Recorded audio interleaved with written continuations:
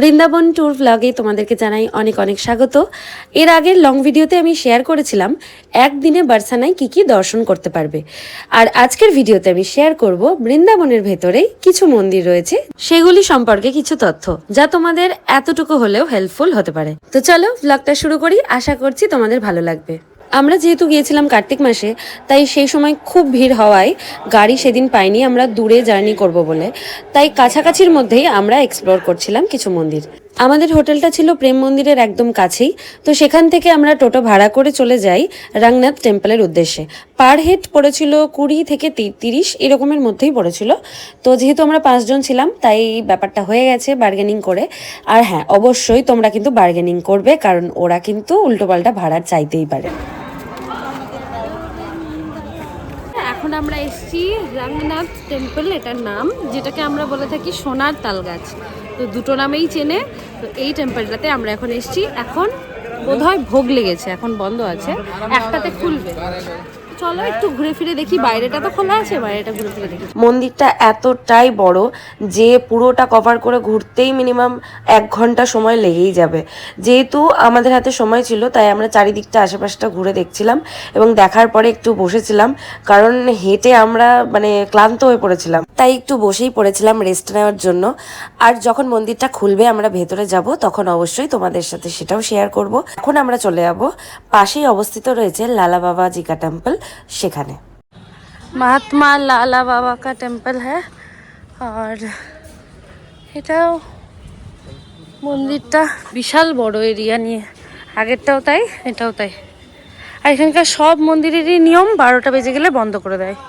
এখানে মন্দির তো জোরে কথা বলা যাবে না, সবাই ধ্যান করছে এখানে, ক্যামেরা অ্যালাউ না, তাই জন্য আমি ঠাকুরের দর্শন করাতে পারছি না। তবে মন্দিরটা বিশাল বড় একটা মন্দির, ঠিক আছে। ওইদিকে সব বসে আছে, আর জায়গাটা এত শান্ত স্নিগ্ধ, এত ভালো লাগবে আসলে, কি বলবো, সত্যি এখানে ধ্যান করতেই মন থেকে চাইবে। এই দেখো ওখানে লেখা আছে ক্যামেরা করা নিষিদ্ধ। তো এখানে সব বসে আছে, আমরা একটু বসবো, তারপরে যাব। আমরা এলাম তখন আরতি হচ্ছিল ঠাকুরের। বৃন্দাবনের হচ্ছে স্পেশাল লস্যি আমরা ট্রাই করব। শুরু করো শুরু করো, দেখো খেয়ে দেখো কেমন কেমন। দারুণ দারুণ, আমার তো দারুণ লেগেছে, আমি একদম খেয়েছি।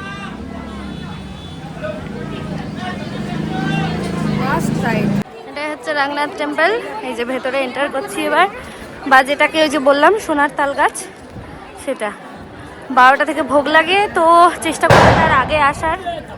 এত বাঁদর এখানে, এত বাঁদরের অত্যাচারে বোম ফাটানো হচ্ছে, আর বোমের আওয়াজগুলো ঠিক গুলির আওয়াজের মতো হচ্ছে, কারণ পুরোটাই ফাঁকা আর এত লোক। কারণ মন্দির বন্ধ ছিল 12টা থেকে, 1টা বাজছে এখন, 1টায় খুলে যায় মন্দির, এই যে খুলে গেছে, ওই জন্য এখন চাপটা বেশি। তা নাহলে খুব ভিড়টা থাকে না, মোটামুটি ভিড় থাকে। হচ্ছে সোনার তাল গাছ, এইটাকেই বলে সোনার তাল গাছ। যদিও এখন সোনা বলে তো কিছু নেই, সবই নিয়ে চলে গেছে, তো এটাকেই বলে সোনার তাল গাছ।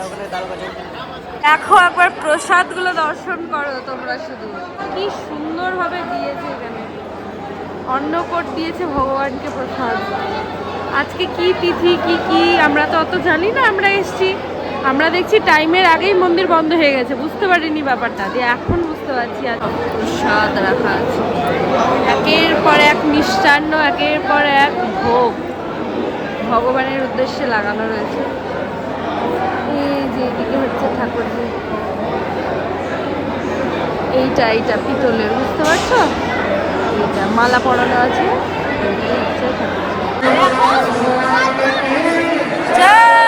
এবার আমরা যাচ্ছি আমাদের ঘরের দিকে, রুমের দিকে। এখন ঘড়ির কাঁটায় বাজছে 1:45, আর আমরা বেরিয়ে গেছি এখন মন্দির থেকে। এবার যাচ্ছি রুমের দিকে,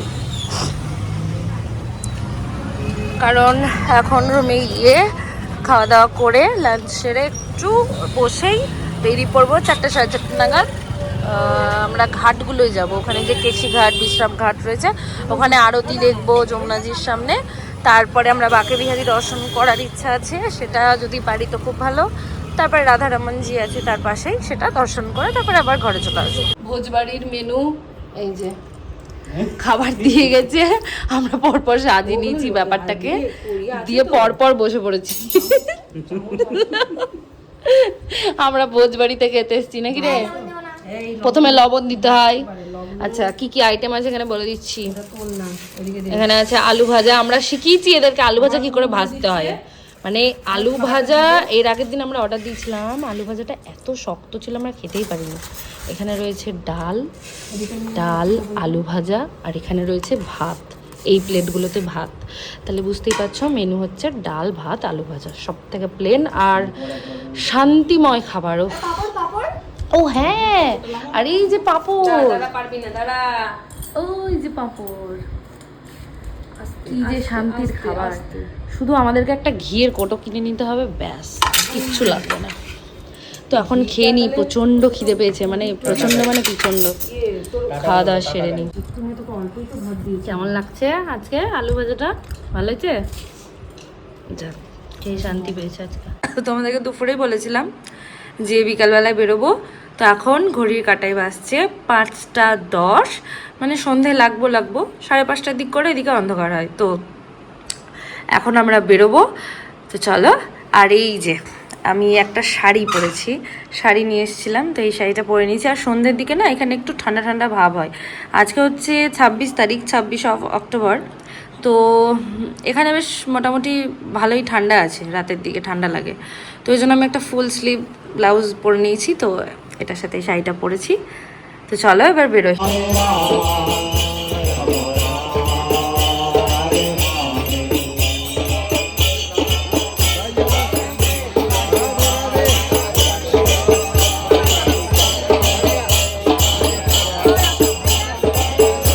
राधा राधा राधा राधा राधा राधा राधा राधा राधा राधा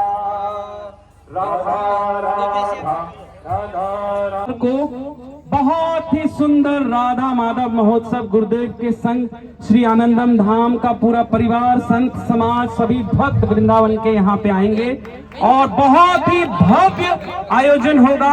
आप सभी से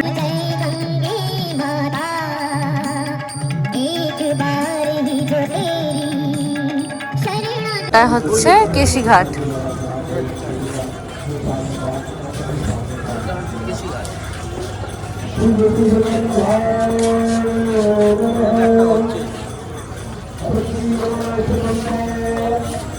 চলো দেখি শিব শক্তি মন্দির। আচ্ছা, শিব শক্তি মন্দির, যেখান থেকে প্রদীপ নিয়ে নিচ্ছি। যমুনাজিতে প্রদীপ দেয়, সেই প্রদীপ দিব।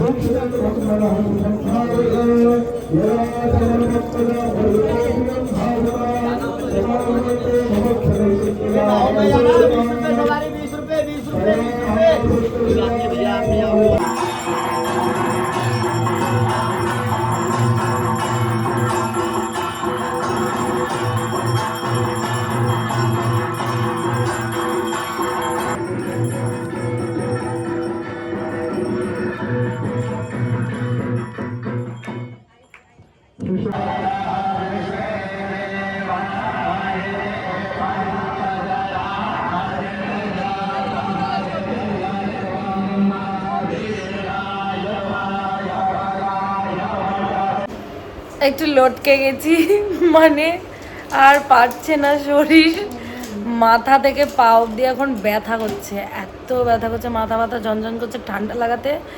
আর কোমর থেকে পা অবধি ব্যথা করছে, মানে হাঁটার জন্য কি যে পা ব্যথা করছে। আমাকে রোজ রাতেই তো ভলিনি স্প্রে করে আমি ঘুমাই, আজকে যে কি করে ঘুম আসবে আমি জানি না। তো যাই হোক, খুবই ব্যথা করছে, মানে উঠে দাঁড়ালেই পায়ের ডিমগুলো হচ্ছে আবার পেটে বেরিয়ে যাবে এরকম। তো এখন বাসছে রাত্রি 9:40। আমরা এখন রুমে এলাম, কারণ আর রাত করব না, তাড়াতাড়ি ডিনার করব আজকে, দিয়ে ঘুমিয়ে যাব। আগামী দিন তাড়াতাড়ি বেরোনোর প্ল্যান রয়েছে, তো সেই জন্য এখন ফ্রেশ হয়ে নিই ফাটাফাট করে, তারপরে কিছু সেবা করে নেবো। Good night, Radhe Radhe. আজকে আমরা শাড়ি পরেছিলাম দুই বহিনে, কেমন লাগছে আমাদের জানিও। হ্যাঁ, ভিডিওটা কবে আপলোড দেবো আমি নিজেও জানি না, তো যবে তোমরা বলবে। এটা আমাদের হোটেলের কার্ড। আমাদেরকে কোনো অফার ফফার দেবে না ভাই, কোনো প্রমোশন নাই তাই জন্য